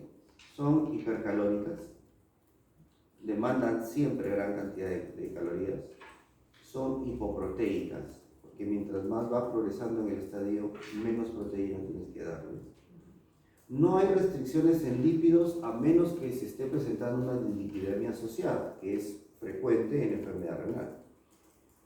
En el caso del carbohidrato, casi nunca hay complicaciones, porque incluso la mayor parte de los pacientes hacen diabetes porque primero han hecho enfermedad renal crónica, y eso ha generado las enfermedades complementarias. Y a la larga, alguien que tiene diabetes, conforme va progresando la enfermedad, su alteración de la glucosa se suele normalizar, porque el hígado pierde capacidades de metabolizar la insulina. El riñón es uno de los órganos que metaboliza la insulina, y cuando el riñón empieza a fallar, la metabolización de la insulina disminuye. Entonces la persona tiene insulina circulando en su sangre más tiempo de lo normal. Por eso el carbohidrato, inclusive si la persona tiene diabetes y enfermedad renal crónica, casi nunca es un problema el carbohidrato. Los lípidos puede ser que sí, la proteína siempre es un problema. Ojo, no voy a hablar de micronutrientes porque sería muy larga la respuesta, no fósforo, sodio, etc. Pero voy a concentrar en macronutrientes. Entonces, voy a agregarle a lo que has comentado un problema más, hipoalbuminemia. ¿Ok? Tengo enfermedad renal crónica estadio 3, tengo hipoalbuminemia de 2 o 2.2 gramos por decilitro, lo normal debe estar por encima de 3.5, y tengo una persona con 30 kilos menos. ¿Ok? ¿Cuál sería mi prioridad de tratamiento? Tengo enfermedad renal crónica, que ya expliqué, energía alta, proteína con estadio 3, 0.7 gramos por kilo, específicamente 0.7 gramos por kilo. No hay restricción de lípidos, no hay dislipidemia asociada, tampoco hay restricción de carbohidratos. Entonces, comprenderán que si le voy a dar mucha energía, todo va a venir de grasa y de carbohidratos. ¿Ok? Perfecto. Entonces, pero se nos presenta un problema. La enfermedad renal crónica demanda poca proteína. La hipoalbuminemia demanda mucha proteína. ¿Por qué decir? Y ojo que el peso me demandaría más energía y más proteína, pero lo estoy dejando a un lado. Primero me voy a concentrar en la albúmina y la propia enfermedad, porque es la alteración que si yo la manipulo mal, ni siquiera me va a quedar paciente para recuperar el peso. Por eso les decía, sobrepeso, obesidad, por lo general son consecuencia de una primera intervención apropiada, porque si malogro todo, no me va a quedar paciente para recuperar ni de los sobrepesos ni de la obesidad. ¿Cuál sería su primera intervención en este juego? Simplemente por criterio, no estamos haciendo un problema de renal ni nada por el estilo. ¿Cuál sería su primera idea en este ejercicio? Yo la hipoalbuminemia, es lo primero que quería trabajar. Hipoalbuminemia. Si yo tengo y sostengo una hipoalbuminemia, ¿cuáles son los problemas que se van a producir a continuación? Edema, alteración del transporte de vitaminas, aumento de la paratormona o de las hormonas asociadas con el control de la vitamina D, control de calcio, etc. Alteración del transporte de medicamentos y una serie de problemas asociados solamente por la hipoalbuminemia. Entonces, la hipoalbuminemia es un tema crítico en el paciente renal, pero darle mucha proteína es otro tema crítico. ¿Cuál es mi decisión? Normoproteica sería, ¿no? No hipoproteica. Ok, podría ser normoproteica. ¿Qué opinan ustedes? ¿Hacia dónde se iría? Sabiendo que la recomendación para el estadio 3 está entre 0,6 y 0,8 gramos por kilo. Esa es la recomendación para el estadio 3. Y la recomendación para mejorar la albúmina tiene que estar por encima de 1. Por debajo de 1, poco o nada voy a hacer. ¿Cuál sería su decisión y cómo la monitoriza? Que es la otra parte que tenemos que aprender a hacer. Hay que suplementar ¿Qué cosas suplementas? con alimentación integral. ¿En qué cambiaría el concepto de proteína? Porque puedes concentrar más, o sea, puedes en el fondo dar aminoácidos que estén aislados directamente. Se pueden dar o en cápsula o aminoácidos directamente. Haría como un score de aminoácidos que necesite. Primero decidamos cuál cantidad voy a acercar. O me voy al del 0,6 al 0,8, que es la enfermedad renal, o me voy a darle más de 1 por la hipoalbuminemia. ¿Cuál de los dos caminos voy a seguir? Recuerden, la decisión del nutriente, la forma, si es comida, si es fórmula, todavía es otra discusión. Primero, ¿cuál de los dos decido? Un paréntesis, perdón. Cuando pensamos gramos de proteína por kilo, ¿estos kilos son por kilo real o por kilo de peso seco? Y pero el peso actual, sí. Actual seco, No ideal. Entonces, ¿por cuál de los dos sería? ¿Por el 0,6 al 0,8 o el más de 1? ¿Y qué monitoriza? Yo miraría algo. 0602. Más de uno. ¿Qué dice? ¿Y qué monitoriza? ¿Qué buscarían? Porque no solamente está lo que doy, sino cuidar que mi intervención no dañe. Que tengo que O sea verificar. que no sube al estadio 4, o sea hay que preservar al máximo la función renal de forma natural. ¿Y qué monitoriza? O sea, velocidad de filtración, un poco vas dando proteína y en función de eso vas viendo si es que tienes margen, ¿no? Subir o bajar, moverte entre 0.6, 0.7, 0.8, probar si ir midiendo albúmina y en función de eso hasta qué límite tienes, ¿no? Ok. La albúmina se tarda 21 días en crecer y no podría haber una evaluación en función de la albúmina. Entonces, la albúmina como forma de monitoreo no me ayuda en este caso en particular. La filtración glomerular podría ser interesante, pero no siempre se puede hacer de inmediato. Lo único que podríamos monitorizar que cambie de un día para otro es urea y creatinina. Esa sería la forma de controlar que no se me esté complicando. ¿Y prealbúmina también? Prealbúmina dura menos, pero está en el mismo sistema, son 7 a 8 días de recambio, así que yo necesito saber día a día cómo está evolucionando el paciente. En este caso, por ser un problema crítico el de la albúmina, la cantidad de proteína puede subir hasta 1 gramo, no dijo María José. Inclusive hay algunas recomendaciones que te dicen que por una semana puedes ponerlo en 1.2 o podrías, ya como equipo interdisciplinario, se le puede hacer al paciente dos cosas, o se le transfunde albúmina, que es lo último de los casos, o se le puede hacer una hemodiálisis de emergencia, 1 o 2, para volverle a estadios normales la urea y la creatinina y poder proporcionarle más proteína. Entonces, lo que yo quiero que vean ustedes en este ejercicio es cómo es que las variables van cambiando dependiendo de lo que yo tenga. Y no es que el peso sea menos importante, sigue siendo un problema serio, pero tengo una cuestión aguda que no puedo dañar porque podría matar al paciente. En conclusión, 1 gramo de proteína, recomendar la monitorización de urea y creatinina y ver si es que el problema no mejora, seguramente verá una transfusión de albúmina o una hemodiálisis de emergencia. Hay muchas veces se tiene que hacer para recuperar los niveles de urea y creatinina. Ahora, a este paciente le podría sumar cáncer. No es de extrañar, o podría tener diabetes, porque diabetes y enfermedad renal siempre van casi de la mano. Y ahí se me incorporaría un problema que sería la glucosa y el carbohidrato que le voy a dar. Entonces tengo que saber cuánto voy a manejar, qué voy a monitorizar, con qué frecuencia, para saber si mi intervención no está generando daño. ¿Se entiende el concepto? Eso es lo que, digamos, es el nivel de especialización. Entonces, estás en deporte es muy cercano. Yo no soy deporte, no hago nada de deporte, pero es muy cercano con los colegas que converso a las monitorizaciones que hacen en los comportamientos metabólicos, solo que las adaptaciones del deportista de elite son diferentes a lo de cualquiera de nosotros, no es otra historia.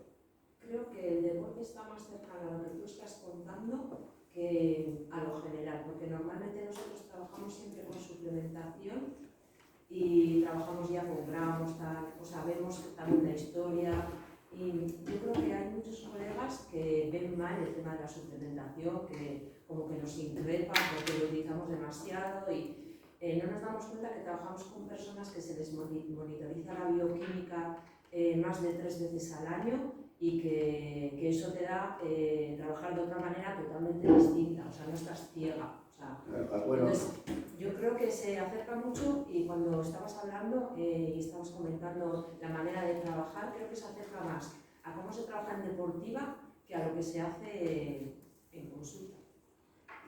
ya, eso es acá. Para Latinoamérica es inverso. Es al revés. Es al revés. En Latinoamérica estamos muy en esta línea en la consulta misma y en el deporte estamos empezando a escalar, ¿no? Entonces esas son las diferencias que hay y estamos tratando de estandarizar en todo lado, ¿no?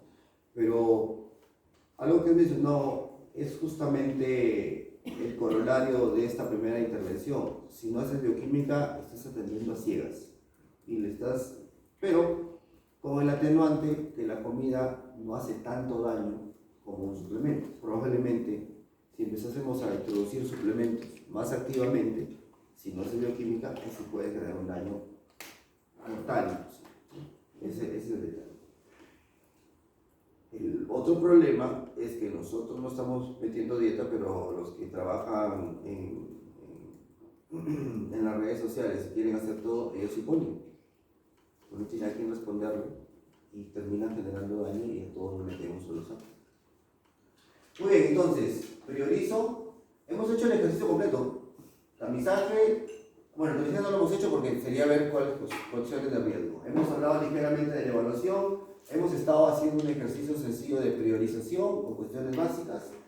Hemos hablado de las indicaciones, cuando les he dicho energía tal, proteína tal, carbohidrato tal, lípido tal. Hemos hecho el ejercicio de indicaciones y también hemos hablado de qué monitorizar. No puedo dar algo sin controlarlo.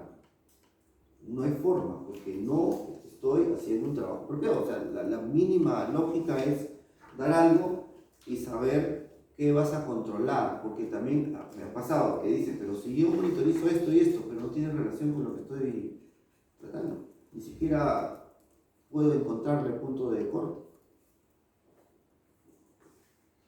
Entonces, diferencia entre cribado. El cribado te permite clasificar riesgo nutricional, nada más. Hay miles de cribados, pero solamente te clasifica el riesgo. Te dice cuál de nosotros tiene más riesgo en función de su estado, pero no identifica problemas. Cuando vamos a hacer una evaluación nutricional, por ejemplo, acá tienen un ejemplo de cribado de niños. Todos los cribados, sin excepción, todos, sin excepción, algunos más, algunos menos, se interesan por tres cosas. Si perdiste peso, si has cambiado tu dieta o si tu funcionalidad ha disminuido. Te lo preguntan de una u otra manera. Te preguntan por albúmina, por linfocitos, por transferrina, te pueden preguntar por dinamometría, te pueden preguntar si la dieta fue, si dejaste de comer, si cambiaste de dieta normal a blanda, etc. Pero en general todos te preguntan por esas cosas. Y esto es un problema que ya en SPEN se ha detectado porque se estaba pensando en la desnutrición, pero en los hospitales hay mucha obesidad. Y la mayoría de esos tamizajes no involucraba la obesidad, porque la persona que estaba hospitalizada y tenía obesidad, la pérdida de peso es más lenta porque está fundiendo músculo, pero el peso total sigue estando muy por ahí. Entonces no había esos cambios bruscos de 5 kilos, 7 kilos perdidos en una semana, etc. Y eso nos permitía identificar el riesgo de complicarse de una persona con obesidad. Por eso ahora se están incorporando otros tipos de tamizajes. Este es un tamizaje para niños, un cribado de niños. El estándar. Usted no se ve muy bien, pero pregunta peso para la edad, peso para la talla, si ha disminuido, pregunta si cambió la dieta, te hacen un puntaje y te dicen qué tanto riesgo tiene el niño. Nada. Ahora tienen otro. Esta es la valoración, valoración global subjetiva generada por el paciente, que se utiliza mucho en cáncer. Tiene las preguntas iniciales de la valoración y luego te dan estos 4 scores donde la persona va apuntando si tiene náuseas, si tiene vómitos, si ha cambiado su dieta, si se siente que pesa menos, si se siente débil. Finalmente, los mismos parámetros. Pero yo no estoy identificando problemas ahí, solamente estoy identificando riesgos. Entonces, si yo pongo evaluación nutricional en la investigación, en las revistas, van a encontrar miles de trabajos de investigación donde lo que se llama evaluación es un tamizaje. Un cribado. Todas. Ustedes ven que es una cosa u otra. Todas las investigaciones, la mayoría, porque no tenemos o no se ha estandarizado en el mundo un proceso, una evaluación específica. Hay el ABCD donde tiene una evaluación. El ABCD tiene un sistema fenotípico de identificación del problema. La propuesta que le vamos a hacer a ustedes, que es esta, es un sistema de identificación genotípico. Tratamos de identificar el origen del problema. Dónde se formó, cómo se formó, y que ustedes puedan ir, entendiendo el problema desde la evaluación, porque si lo entiendes desde la evaluación, obviamente tu intervención va a ser mejor, porque sabes dónde atacar, cómo atacar. ¿Por qué razón digo esto? ¿Se puede tratar algo que no veo? ¿Se puede tratar algo que no has visto? No. Entonces, si el paciente se sienta frente a ti y no sabes identificar problemas, vas a darle un tratamiento que no le sirve a ese paciente y probablemente siga agravándose. Por eso la evaluación es fundamental. Partimos de la interacción fármaco-nutriente, vamos a hacer algunos ejercicios. No se imaginan la cantidad de cosas que van a identificar en este aspecto. Y ojo que no vamos a cuestionar si el medicamento es bueno o malo. Vamos a identificar interacciones. ¿Qué cosas pueden hacer que sea malo para el estado nutricional? Evaluación de ingesta, actividad física. En el caso de la actividad física es simplemente saber si la persona hace o no hace o tratar de cuantificarla, ¿no? Porque no estamos en el ámbito de deporte donde ya son parámetros mucho más específicos. Estamos hablando de personas no deportistas. Luego, signos clínicos de deficiencias nutricionales, hay que ver el cabello, las uñas, la piel, a ver si es que hay alguna identificación específica. Evaluación del crecimiento si es niños y la composición corporal si es adultos. E incluso en niños también se puede utilizar la composición corporal, pero las balanzas con impedancia comunes y corrientes no están hechas para evaluar composición corporal en niños. Eso es para si quiero hacer evaluación corporal en niños, tengo que utilizar una impedancia espectroscópica o vectorial. Si no, no puedo hacer composición corporal en niños.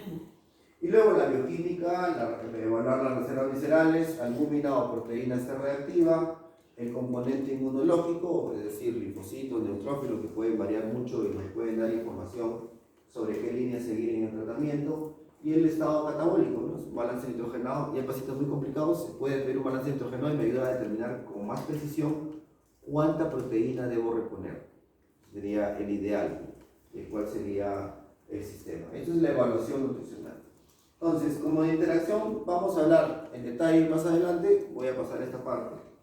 En la evaluación de ingesta de alimentos, ¿qué método utilizan para su evaluación de ingesta?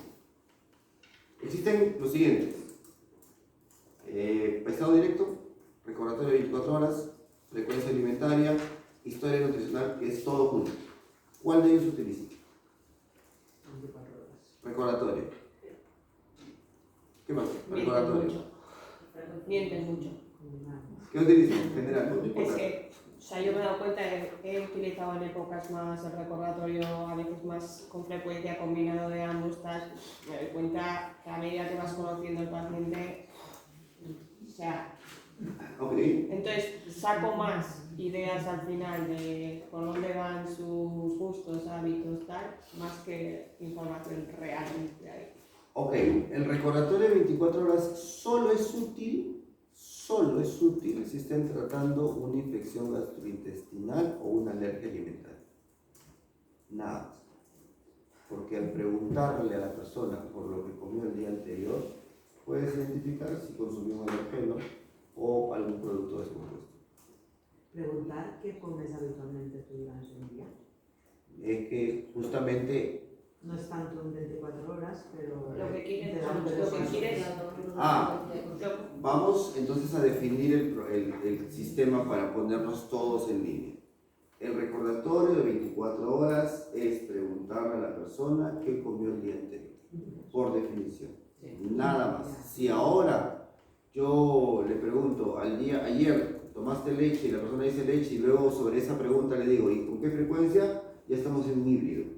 Pero no es recordatorio de 24 horas. El recordatorio de 24 horas es dime, ayer que desayunaste, ayer que almorzaste, ayer que cenaste, ayer esto y lo otro.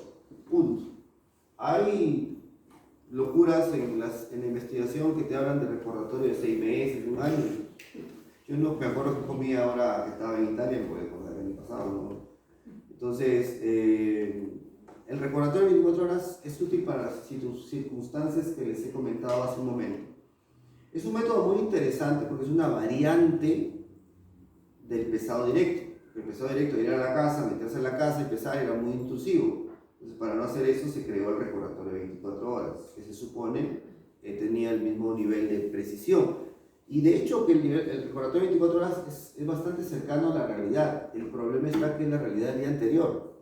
Y que te dicen, ah, es que aprovecho para comer mucho porque me vas a quitar todo. Bueno, aparte de eso, Es súper típico. el recordatorio de 24 horas no lo puedo hacer fines de semana, no lo puedo hacer el día después de mi cumpleaños, no lo puedo hacer después de Navidad, no lo puedo hacer días festivos, no lo puedo hacer el viernes, no lo puedo hacer el lunes. Tendría que hacerlo de martes a jueves. Los únicos días que me quedan y tendría que repetirlo varias veces.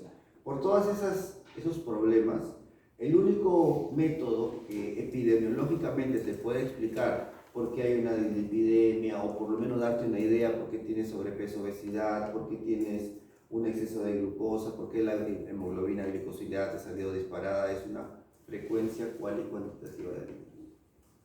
Porque tú estás viendo hábitos.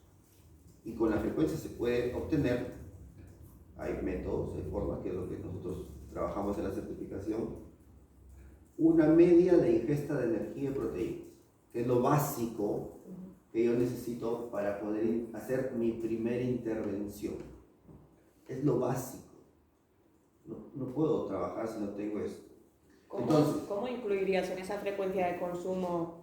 Porque a mí lo que me sucede es que al final, pues con toda la inmigración que existe, al final, claro, desconocemos mucho las costumbres de X países.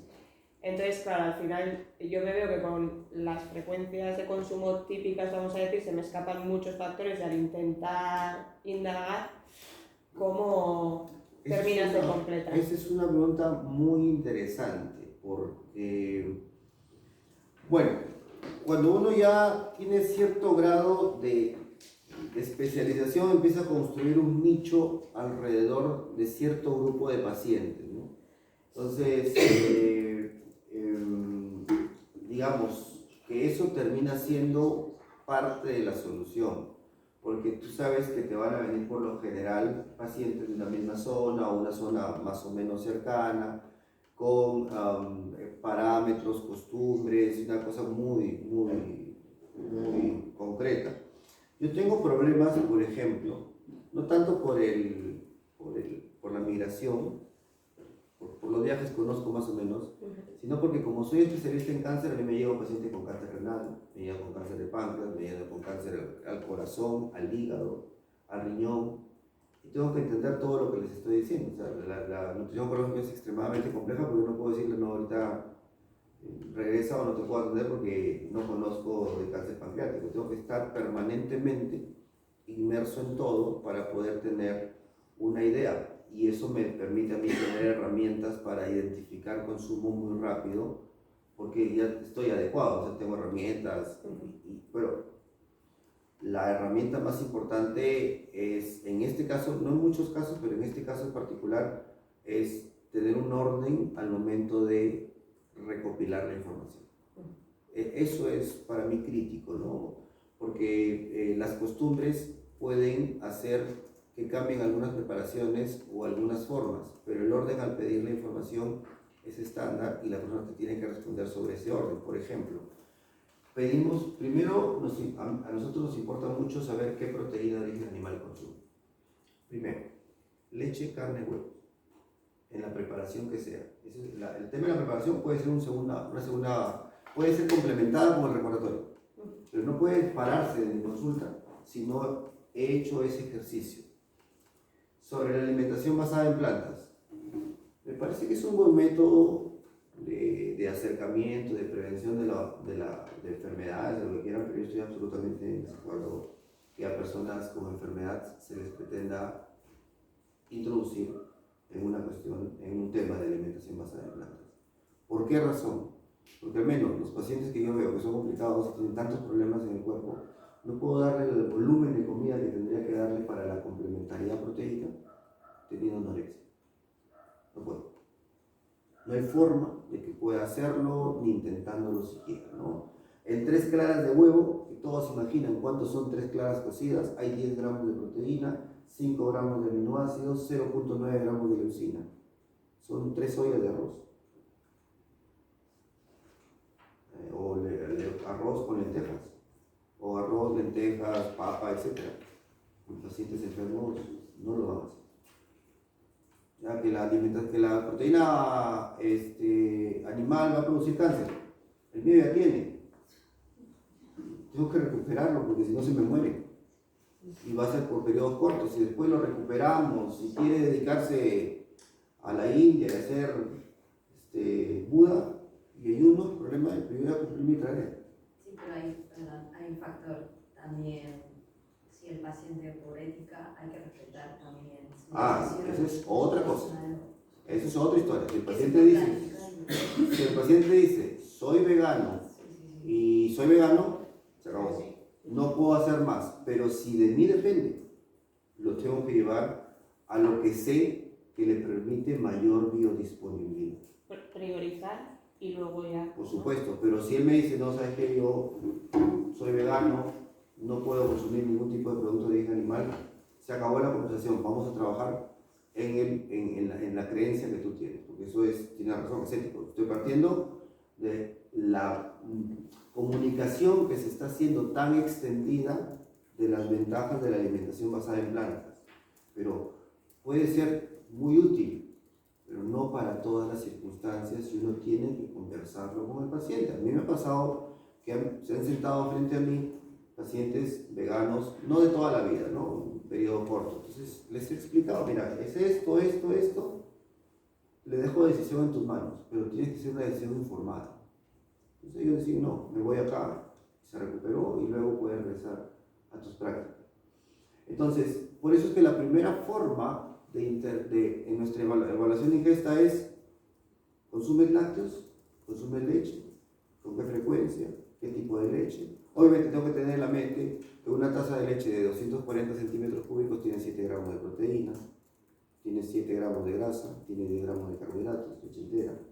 Si es queso, una porción de 55 tiene también 7 gramos de proteína. Si me habla de un huevo, una clara tiene 3.5 gramos de proteína. Si el huevo entero tiene 6 gramos de proteína, más o menos va fluctuando. 100 gramos de carne tiene 20 gramos de proteína. Dependiendo del tipo de carne, son 5 a 10 gramos de grasa. Tengo que tenerlo en la mente. Si estamos hablando de un plátano, menos de 1 gramo de proteína, 25 gramos de carbohidrato. Si habla de una naranja, menos de 2 gramos de proteína,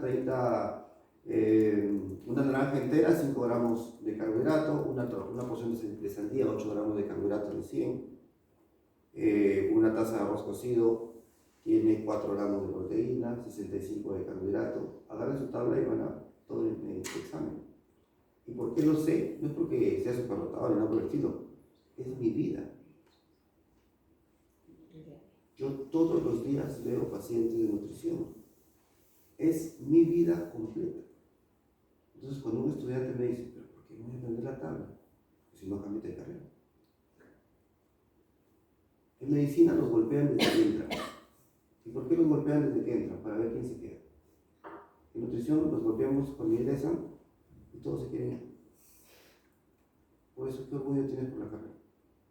¿Cuánto te costó? No, porque además te tocó un profesor que es así medio complaciente, no se puede traumar, se puede descompensar. Yo no creo en eso, estoy al antiguo. Los mejores son los que tienen que salir adelante. Y eso hace la diferencia en la carrera. Y lo que estoy diciéndoles es mi ejercicio, mi forma de ver la nutrición y cómo quiero que los que están en mi entorno vean la nutrición. Y eso es el ejercicio. Empiezo con proteína de origen animal, sé cuánta proteína de origen animal está consumiendo en un día por medio, luego me paso a los carbohidratos. Esa es la pregunta genérica. Porque si ya tengo a alguien que viene con problemas de lipidemia, me puedo concentrar algo en la grasa. Si ya tengo una cuestión específica en algún alimento en particular, viene alguien con anemia, veo si consume hígado, carnes rojas, etc., alguna fuente de hierro vegetal, que no está buena, pero alguna fuente. Entonces yo voy haciendo el panorama, pero parto de una idea general ordenada. Es que esto te lo preguntaba también básicamente porque siendo parte de una investigación y con una frecuencia de consumo muy pormenorizada y muy específica, claro, al final era como si se quedan muchos pacientes fuera de no ha consumido nada de aquí, pero obviamente está comiendo, ¿no? Porque al final van a ¿cuánta leche tomas? ¿Cuánta? No, pues es que igual está consumiendo lácteos, pero no es precisamente leche o no es precisamente o un cereal concreto, ¿no?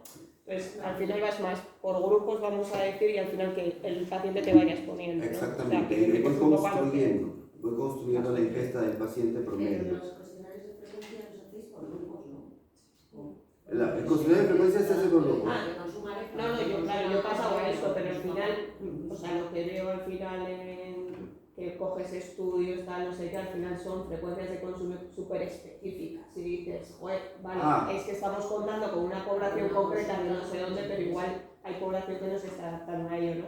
Vamos por partes.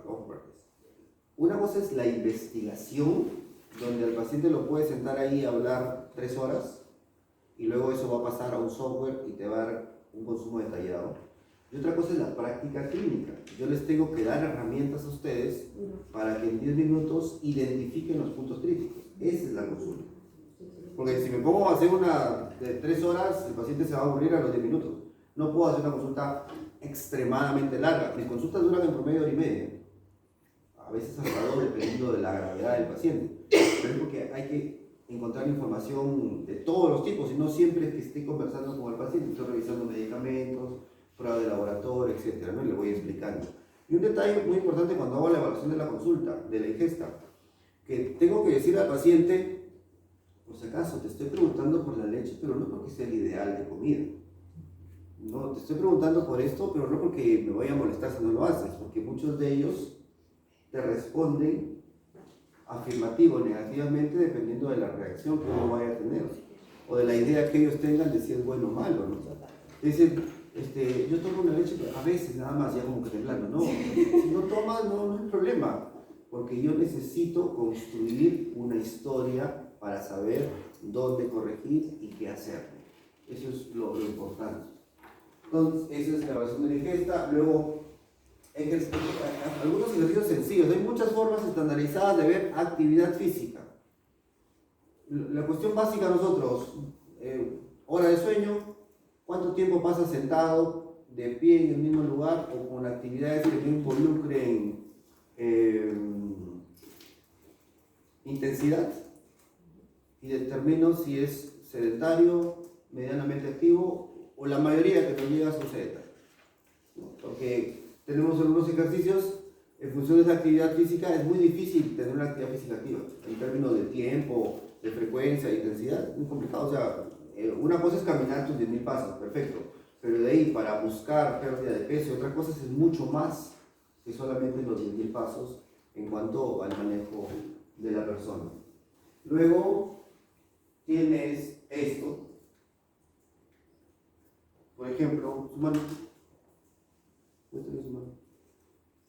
Presiones aquí y luego esperen un momento hasta que se vuelva a su color. Presiona aquí, por favor. Aquí.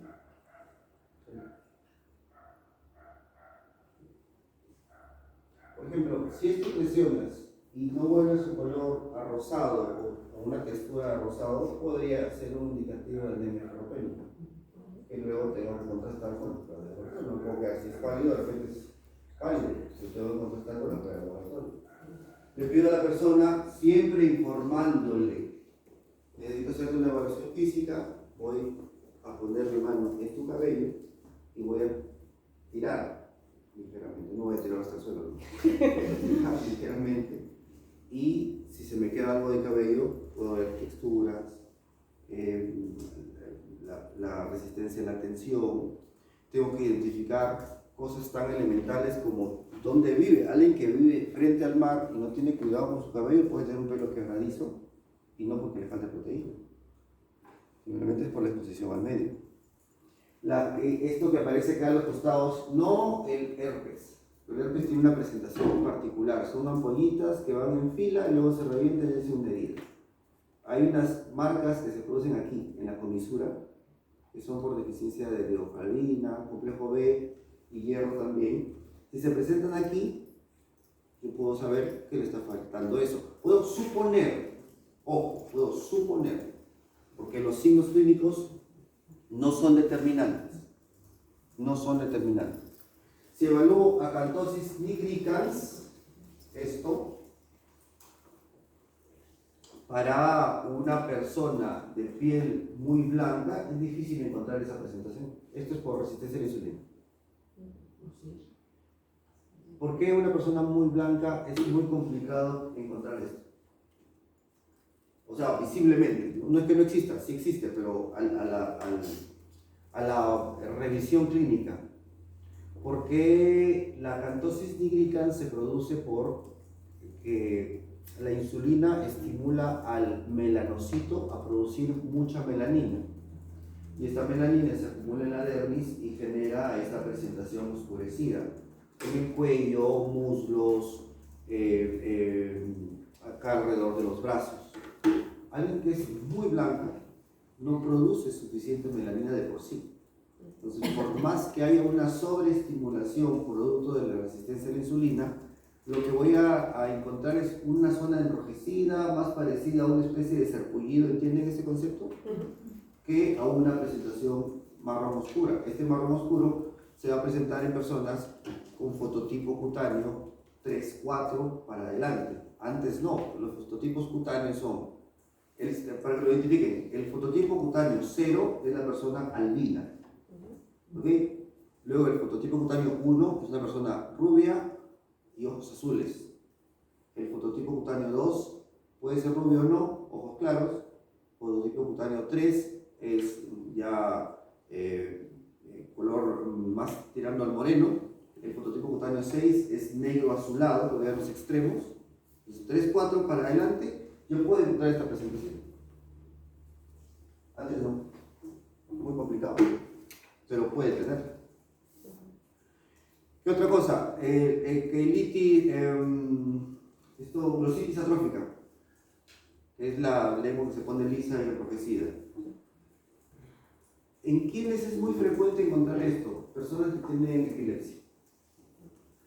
Pero no por la epilepsia, sino porque perdón, hablo de semana.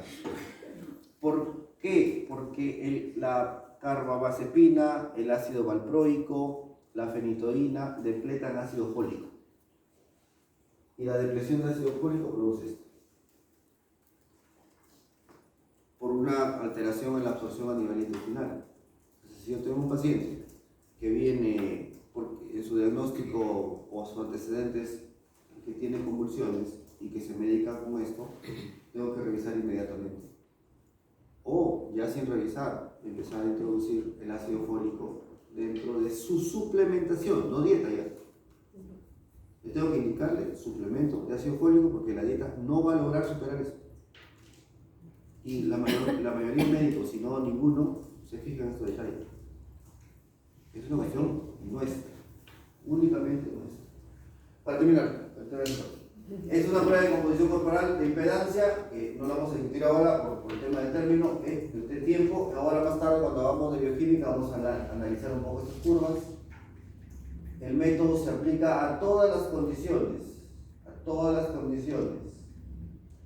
Estamos hablando con colegas en Latinoamérica que hacen tema de deporte para ver si este orden se puede adaptar a temas deportivos. Eventualmente la idea sería que sí. Y esto, por ejemplo, es el resumen de una evaluación. El resumen, no la evaluación completa. La evaluación completa puede tener más páginas. Entonces, yo tengo que tener información de fármaco, de ingesta. Luego vamos a hacer, si alcanza el tiempo, un caso clínico pequeño para que vean cómo es que se va analizando cada una de estas etapas. Luego hago la priorización, esto que estuvimos haciendo en ese momento, pero ya este es el proceso, ¿no? Lo que hice mentalmente ya se pone aquí escrito. Yo puedo ver, por ejemplo, voy a dar energía poca, voy a dar más proteína, voy a dar calorías no proteicas, voy a hacer bajo, lípidos bajos, carbohidratos bajos, y así voy tomando la decisión cuando tengo varias enfermedades a la vez. No me quedo con una. Y para eso es fundamental los gramos por kilo o gramos por día. No voy a poder tomar decisiones con porcentajes. Por eso es que todo lo que me han escuchado decir es gramos de esto, gramos de acá, no sé. La vía que se va a emplear, si es una fórmula enteral, si es comida. Yo soy un defensor acérrimo de que debemos utilizar suplementación, pero hay que justificar su uso. Tenemos que, pero no en todo caso. y este es el esquema que tendríamos que revisar para hacerlo. Esta es una fórmula, es una forma de calcular necesidades. Miren, no hay distribución calórica. Y si estuviéramos hablando de un paciente crítico, sería otra forma, mucho más específica. Pero no hay distribución calórica. Son todos los cálculos que tendríamos que hacer, que ahora no vamos a hacer porque solamente nos vamos a enfocar en interacción fármaco-nutriente y algo de bioquímica. Pero es todo lo que tenemos que hacer en todos los casos que se van produciendo. Porque, por ejemplo, yo puedo decidir aquí por 200 gramos de carbohidratos, pero en otro paciente no más de 100, no más de 120, no más de 130, no más de 150. Los lípidos están entre 60 y 80, en algún caso le daré 60, en otro le daré 80, o de repente no llego a 60, tengo que darle 50. Pero tengo que tener los pies en la tierra sobre lo que voy a dar. La comida y la distribución calórica sola no da eso. No da eso. Nos da generalidades, que hay que ponerlas más en contexto. Esto es el vehículo, les decía, la comida es un vehículo. Tenemos que dar todo esto, pero tenemos todas estas alternativas. La comida es una sola. Tenemos la obligación de incorporar a nuestra práctica más herramientas. Ese es, digamos, el corolario de esta parte. Incorporar vitaminas, minerales, fórmula de nutrición enteral cuando sea necesario, pero tenemos esa obligación. Y como conclusión, es esta de aquí la conclusión. Formar parte del equipo y que nuestra voz sea escuchada profesionalmente hablando dentro del equipo interdisciplinario. Ese es el objetivo de hacer este proceso. Ordenado, metódico, cada cosa tiene su porqué, su etapa, es entender, razonar cada detalle, que ustedes puedan tener una respuesta apropiada para cada cosa que les pueda preguntar. Gracias por esa primera parte. Eso es lo que os va a pasar en la certificación luego, que teníais previsto 1 hora y os tiráis 2